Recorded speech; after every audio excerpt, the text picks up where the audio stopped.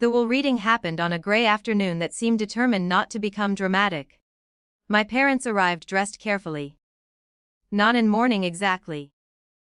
More like they were attending a meeting where something important would be confirmed. The lawyer's office overlooked the harbor. Glass walls reflecting the winter light off the water. I sat slightly apart from them. That had always been my position in the family. Close enough to belong, but never central enough to matter. My grandfather had everything people associated with our name.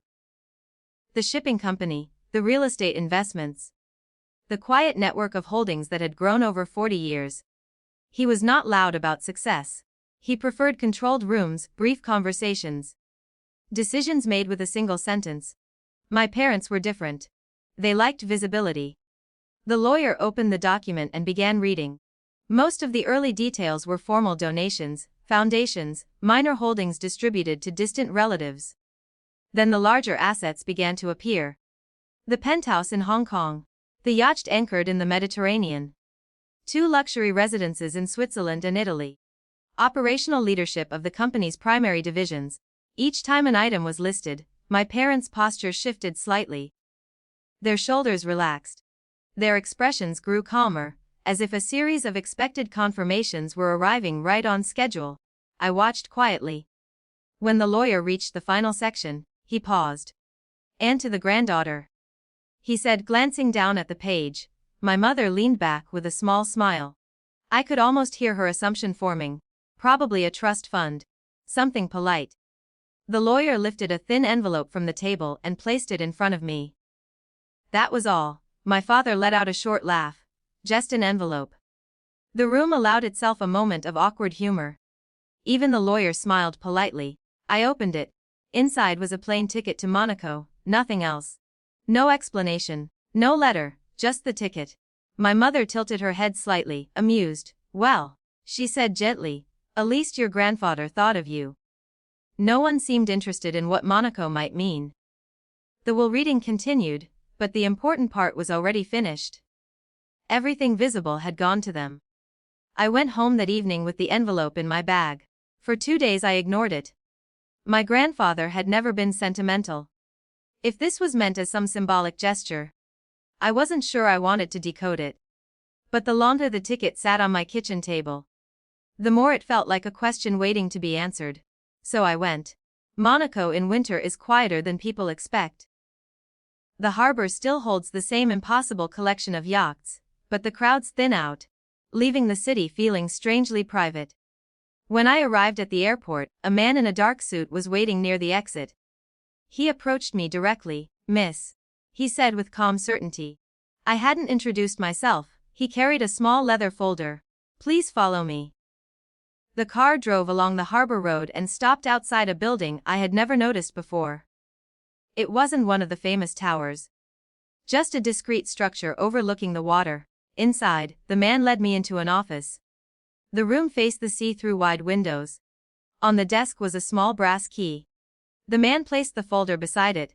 Then he said something that made the entire trip suddenly feel real. "Ma'am," he said, "this empire is yours." I didn't speak for a moment. He opened the folder and began explaining. The properties my parents inherited, the penthouse, the yacht. The visible company divisions were valuable, yes. But they represented only the public surface of the business. The deeper structure had always existed elsewhere. Holding companies registered across Europe. Investment arms operating quietly through international funds. The controlling shares of the entire organization. All of it tied to a trust. A trust that, as of my grandfather's passing, listed me as the sole controlling beneficiary. I remember walking to the window and looking at the harbor while the man continued speaking. It wasn't excitement I felt. It was recognition. My grandfather had always watched the family with a certain patience. He rarely corrected assumptions. He rarely interrupted people when they underestimated something. Apparently, that habit extended to his succession planning. Over the next months I stayed in Monaco longer than I expected. Lawyers explained structures. Advisors introduced themselves. Entire layers of the company slowly revealed how decisions actually moved through the system.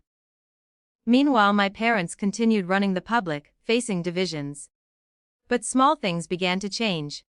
Certain approvals required additional authorization. Large financial transfers moved through new oversight channels. Some decisions simply waited. Eventually my father called. He sounded controlled, but puzzled. "We need to discuss something," he said. The meeting took place 3 months later in a boardroom overlooking another harbor, this time much less glamorous. Lawyers sat quietly along the wall. My parents entered together.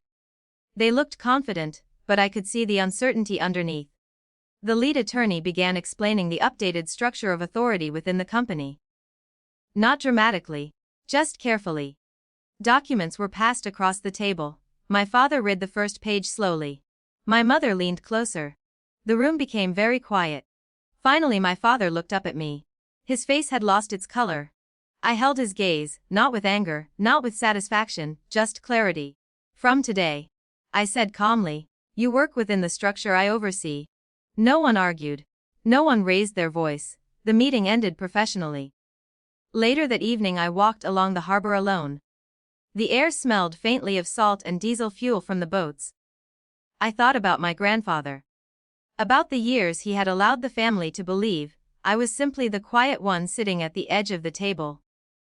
He never corrected them. He just wrote a different ending.